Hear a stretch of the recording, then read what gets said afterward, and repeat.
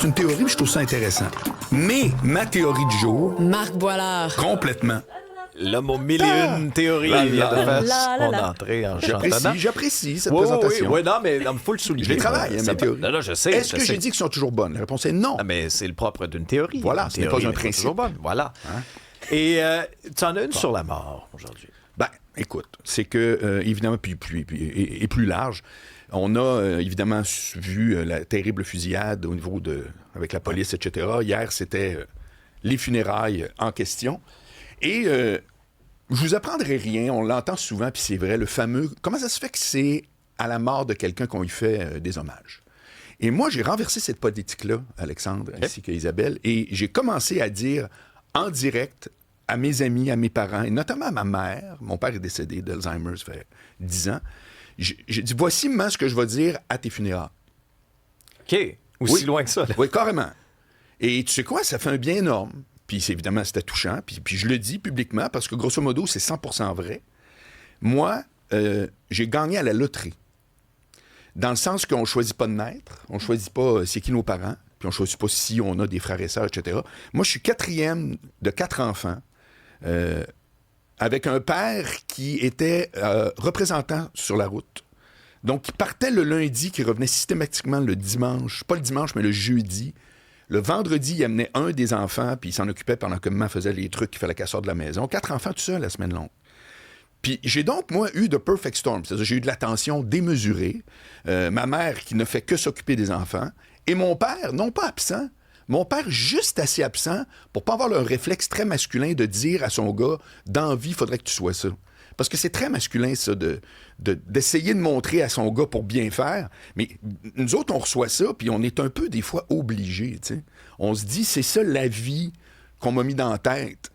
Et ce qui m'amène à la question suivante, puis je vous la pose à tout le monde, parce que ça me fait beaucoup parler de voir des policiers, qui est un profil vocationnel. Tu vois, t'entends personne dire, moi, je voulais être policier, sinon dentiste. Si je voulais être dans la police ou rien. C'est dans notre milieu aussi, c'est pareil.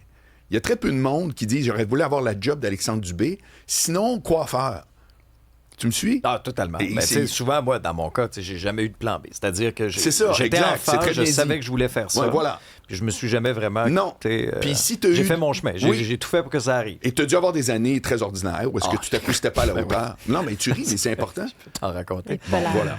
Aïe, aïe, aïe. Et il y a des gens pour qui la job, ben, c'est interchangeable. Si c'était pas ça, ce serait le ministère du Revenu ou autre. Mais tout ça me fait poser la question, est-ce que, et là je la pose pour vrai, puis j'aimerais avoir une réponse à brûle pour point, est-ce que ta vie te ressemble? Ah ben oui. Ah certainement, puis tu sais, je te dirais que ce bonheur-là, je le priorise maintenant. Tu sais, oui, je travaille beaucoup, mais quand c'est fini, puis jamais au détriment de la famille, jamais au détriment des gens que j'aime. Tu parles de tes parents. Moi, c'est toute ma vie, mes parents. Là. Hey, demain, ils vont célébrer leur 50e anniversaire de mariage. Ah oui? Oui, puis là, on va fêter ça. Tu sais, ça va être le fun. Vous fêtez ça pas demain sur semaine? C'est... malgré qu'on est vendredi. On est vendredi demain. Ouais, c'est le mercredi de congé-là, hein? Après, on se de lundi, de vendredi, schlac! Alors, puis moi, tu dis, tu as rendu hommage à ta mère de ton vivant. Oui. Moi, c'est la reconnaissance envers mes parents que je leur exprime à chaque jour. À chaque jour. Puis, tu sais... Mais sous quelle forme? Ah, sous quelle forme? T'sais, des remerciements. Être reconnaissant d'avoir eu des beaux modèles dans la vie, d'avoir eu des gens qui étaient à l'écoute, qui nous encouragent, qui nous conseillent encore aujourd'hui. Tu vois le genre de choses. Oui. Ça me fait penser aussi à une scène qu'on a vue hier au spectacle, à Montréal. Qui Gilles on a Vigneault. vu sur scène? Le grand Gilles Vigneault. Douette comme une barre. 97 Malade, ans qui est là, ça me fait capoter. qui s'est fait ovationner par la... Il s'est passé quelque chose à Montréal hier. Oui. Cette dose d'amour-là, il faut la donner aux gens qu'on aime, de notre vivant et de leur vivant. Même chose avec, souviens-toi, Marc, Maurice Richard, quand il avait été ovationné pendant quasiment 10 minutes. Ça, tout le monde se souvient encore des années plus tard. On leur dit de leur vivant. Oui, mais on le fait pas avec nos proches, c'est ça que je te dis. Mais il faut le faire aussi avec nos proches. Je suis d'accord. Mais c'est vrai qu'on le fait pas assez avec nos proches. Je sais pas pourquoi ou on prend ces relations-là pour acquis. Moi, j'ai perdu ma grand-mère il y a vraiment plusieurs années. Bernadette, c'était ma personne préférée. Puis j'en parle encore aujourd'hui. Mais je trouve que de son vivant, j'ai pas assez dit à quel point elle a fait un changement dans mon parcours de vie. Je serais pas là aujourd'hui sans elle. C'est très culturel, hein? C'est souvent, c'est une pudeur qui se transmet d'une personne à l'autre, etc., qui fait qu'ici, on a de la misère à dire aux gens, écoute, moi, je veux te dire quelque chose, ça n'a pas rapport, mais t'es vraiment quelqu'un d'important pour moi, puis blablabla, ce qui devrait être banal. Je crois que c'est parce que ça nous rend vulnérables d'ouvrir son cœur comme ça, puis on n'ose pas. C'est comme la protection de se dire, je suis au-dessus de ça, tout est correct. J'ai l'impression qu'il y a peut-être une part de vulnérabilité qu'on veut pas montrer, puis en vieillissant, l'exemple de Gilles Vigneault, je trouve qu'il est excellent, de se dire, ben non, comme quand Jeannette Bertrand a eu 100 ans, faut leur dire qu'on les aime, qu'ils ont changé quelque chose, mais dans notre famille, je suis d'accord avec toi, Marc, il faut se l'approprier davantage. Puis à la question, est-ce que ta vie te ressemble, tu réponds quoi? Je réponds oui et non. Moi, je suis en constante remise en question. Là. Chaque année, je me demande si je suis à la bonne place. Mais je travaille là-dessus. J'ai toujours voulu travailler à Montréal. J'ai toujours voulu m'y rendre. Je me suis rendue avec des écorchures sur les genoux. Mais t'es venue à genoux de Trois-Rivières. Je suis venue à genoux de Bécomo. Non, mais ça, c'est de Bécomo. Oui. Puis moi, dans les premières années... de faire l'oratoire. Je suis prête. Je veux de la corde sur les genoux. Puis un peu comme Alex, j'ai fait tout ce qu'il fallait pour m'y rendre. Je gagnais 10 000 $ par année au début. Puis moi, c'est ça que je voulais faire dans la vie. Mais je sais pas si ma vie me ressemble. Je pense que des fois, il y a des choses que je dois encore apprendre puis corriger. Mais tu sais que la source du burn-out, contrairement à l'opinion populaire, c'est pas de trop travailler. C'est de pas être à bonne place. Voilà. C'est quand tu le savais, hein? Ben non, mais je suis entièrement ça. C'est carrément, puis c'est les psychologues qui le disent, là, c'est pas Marc Boilard, mais c'est vraiment le fait que quelqu'un dit, OK, là, il faut que je prenne un break, etc., sinon je vais casser. C'est que tu te ramasses, quand je dis, est-ce que ta vie te ressemble, là, ben tout à coup, tu fais, mais ça me ressemble pas en tout d'être ici. Ça n'a pas rapport, je suis avec des gens, tu comprends? Ouais. Ça fait que c'est fondamental, mais faites l'exercice autour de vous aujourd'hui, là, posez la question à brûle pour point. Trouves-tu que ta vie te ressemble? Le nombre de noms instantanés que vous allez entendre, vous allez capoter. Et je suis pas surpris que vous autres vous répondiez oui, parce qu'on est dans des jobs, comme les polices, qui sont un peu vocationnels. Et qui nous passionnent. Exact. C'est comme c'est ça, ça va être difficile par bout, mais ça peut pas être autre chose. Es-tu sur ton X? Moi, je trouve que le X, il bouge tellement, moi, de c'est ce temps-là, dur. c'est malade. Là. Ouais. Ben oui, c'est furieux.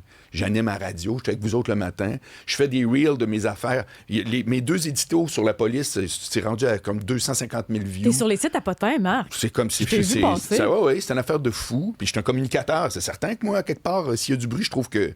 Moi, vous remarquerez là, que c'est drôle, là, les trucs qui circulent de ce temps-là, de mes éditos, ils viennent même pas avec de la polémique. Habituellement, quand c'est ces chiffres-là, il y a de la polémique. Là, ça m'intéresse pas, la polémique. C'est pas que je l'évite, c'est que j'ai un mode de communication où est-ce que c'est le pourquoi qui m'intéresse. C'est que t'es toujours pas pour m'haïr parce que j'essaie de trouver pourquoi quelque chose m'intéresse. Tu me suis? Mais est-ce que dans notre vie, à un moment donné, parce que ça vient à coup de sacrifice, on comprend, là, mais c'est une chose de travailler beaucoup. Mais tu sais, je suis convaincu des fois on peut tous se reconnaître là-dedans. Là, on s'est des fois fait plus chier d'un travail 15-20 heures semaine que quelque chose qui va nous passionner très longtemps. Alors, est-ce que c'est pas, à un moment donné, l'idéal à atteindre de dire, regarde, moi, présentement, j'accepte plus quelque chose si j'ai pas envie de le faire. Ouais. Ça devrait être juste ça le critère. Ça, c'est dur. Mais des fois, dans la vie, ben oui, c'est dur parce que la vie coûte cher, puis on s'entend que la pression est forte, puis des fois, on n'a pas le choix d'accepter. Non, mais OK, s'il faut que tu manges, ça, c'est un autre critère. Ouais. Mais à partir du moment où tu es autosuffisant, puis ça aussi, ça se gère. C'est-à-dire que si tu es tout le temps en train de dépenser comme un malade, si tu vis là, juste tranquillos, ça donne une latitude supplémentaire. C'est la capacité de dire non qui fait la différence. Parce que dire oui, tu vas de l'avant, mais être capable de dire non, ça, c'est quelque chose. Mais c'est un travail de vie, ça, être capable de dire non pour plusieurs. C'est dur. Oui. Puis de faire le saut vers un autre emploi, ça vient avec toutes sortes de peurs. C'est pas évident. Ben, le changement général. Ben oui. Mais des fois, quand tu dis non aux autres, tu dis oui à toi. Bien sûr, voilà. mais ça, oui. Mais il faut Ça, commencer à dire non, c'est pas évident. Écoute, vous rappelez-vous, j'ai dit, c'était avec vous autres il y a 2 semaines, où on a fait un petit segment où est-ce que je vous ai dit comment ça se fait que le monde sur Facebook qui écrivent en couple, ils se font dire félicitations. Vous vous souvenez de ça? Oui. Bon, ben, il y a une fille qui m'a laissé une vidéo, Mélanie, je la salue. Ouais. OK, elle m'a envoyé une vidéo. Puis elle a dit, hey, elle dit, moi, je vis l'exact contraire. J'ai dit au monde, je suis célibataire, puis en fait, c'est tellement dommage. Je suis sorti d'une relation de marde. Ça fait 2 ans que j'aurais dû dire non, mais tu comprends. Délivrance. C'est quoi cette espèce de réflexe-là? Ah non, c'est comme, il est en couple, c'est donc formidable. Oh non, il est célibataire. Qui dit que c'est pas débarrassé d'une guenille? Oui.